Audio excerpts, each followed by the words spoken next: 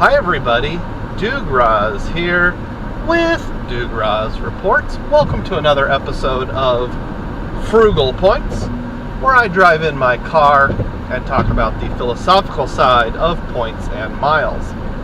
Today's topic is the changing landscape of points and miles, or a seismic shift in how people talk about points and miles.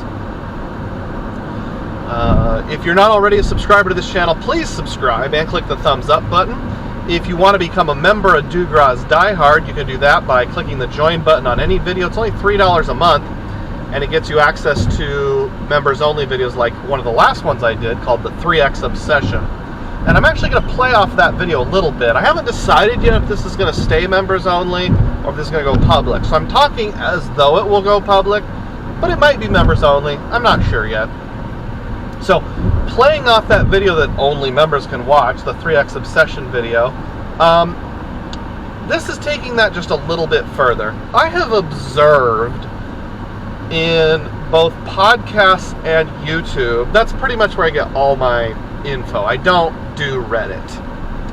I'm a member of the Discord Venture Capital, Anthony Ventures Discord, whatever it's called. Something with the word capital and venture involved, I think.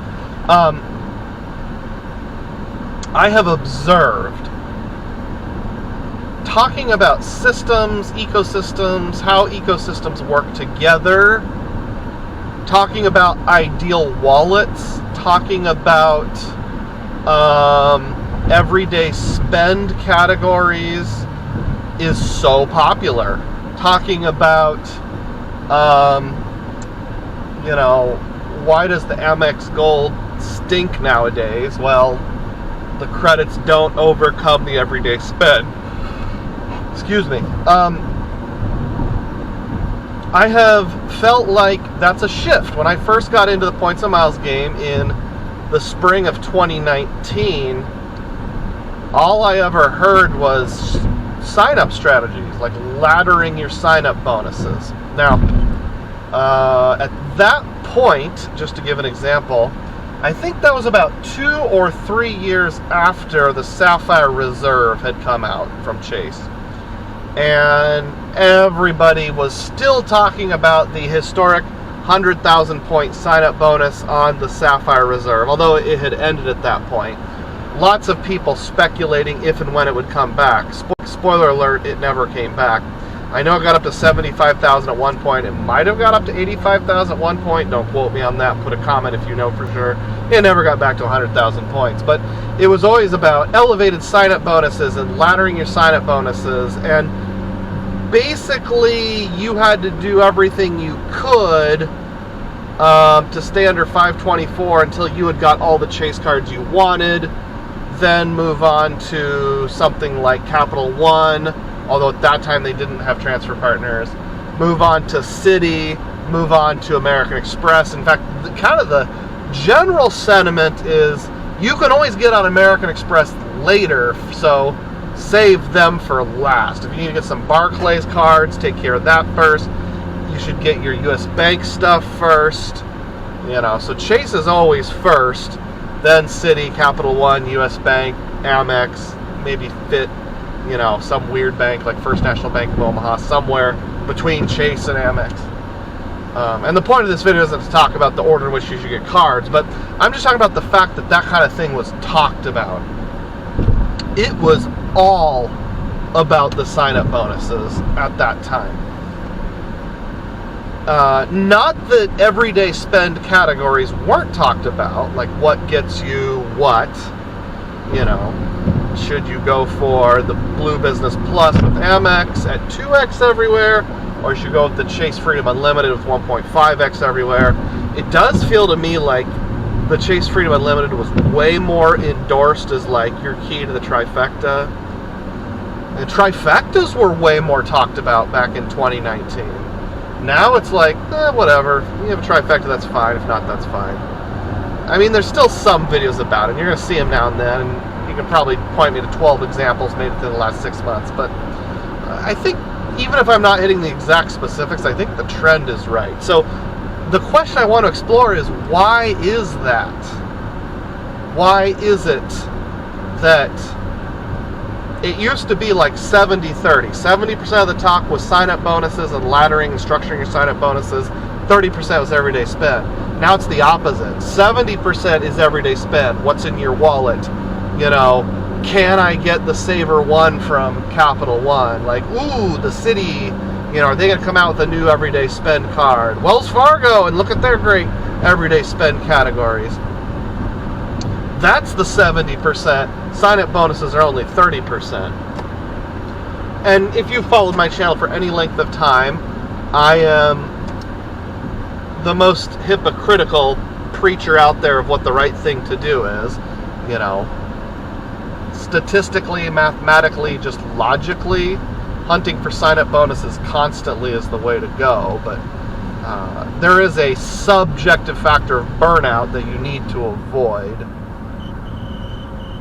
I did a live stream on the 5 most overrated cards, and I think it was good talk. It was a successful video, but I had a good 20 to 30 people basically tell me I was wrong, because in a lot of cases I, you know, kind of made fun of a low sign-up bonus and the fact that, you know, everyday spend doesn't make up for it. Like, you know, the whopping $500 a month that you can get on your Citi Custom Cash. You know, the 4 points per dollar on the Wells Fargo Attune on really obscure categories that you're probably never going to spend that much on.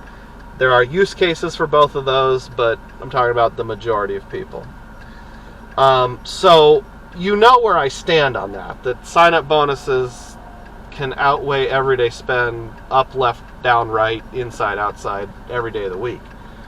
But I wonder what the landscape change is caused by. Should I do some wild speculation? Yes, let's do some wild speculation. So, I think part of it is like refer a friend bonuses. You know, people don't want to... I'm not sure what the guy ahead of me is actually doing here, so give me a second, folks. People don't want to be accused of being churners, so, you know, they will discuss the importance of everyday spend categories. So does that mean they're hypocritical? Well, not necessarily. I've heard people say, and I don't know if this is true or not, that when you become a big-time YouTuber or blogger or whatever, and you get commissions directly for sales, not refer a friends, but like straight-up commissions, those companies don't want you preaching burn and churn. They want you preaching the benefit of all the categories and those kind of things. And maybe there's some truth there, although kind of the counter-argument is Frequent Miler, who frequently says things like it's definitely worth it in year 1, but it's not a keeper card. So, I don't know, maybe there's some sort of balance there. I don't know if that's a factor or not. The other factor I wonder about is it just more fun? If I made one video a month and it was a 3-minute video saying, hey, sign up for the Freedom Unlimited, get 90,000 points. Don't forget to like and subscribe. And that was like all I did. That would be some pretty boring content. It's a lot more interesting to do top 5, bottom 5, you know, overrated, underrated, what's in my wallet, how the wallet works together, those sorts of things. It's like the part that makes us the most points is actually super boring. You know, just spend everything on one card until you hit the sign-up bonus. That's super boring. Whereas strategies of like, oh, this gas station codes as gas, but this one codes as something else. So I want to know which card to use at this one particular gas station. Or, you know, did you know you can massage a category to find this outlier? Or like, ooh, the Choice Hotels card will code Walmart as grocery, but nothing else will. You know, that kind of stuff. And there's some value there, don't get me wrong, but I think it's more exciting. That's all the rampant speculation I can come up with, so I'm not going to drag out the video unnecessarily. You tell me what your speculation is, rampant or otherwise. Once again, please click thumbs up, subscribe to the channel, consider becoming a channel member by clicking the join button. You can cancel that at any time, and you can watch about 32 different members only videos if you do that. And as always, may your spending be frugal, and may your points be plenteous. Thanks for watching.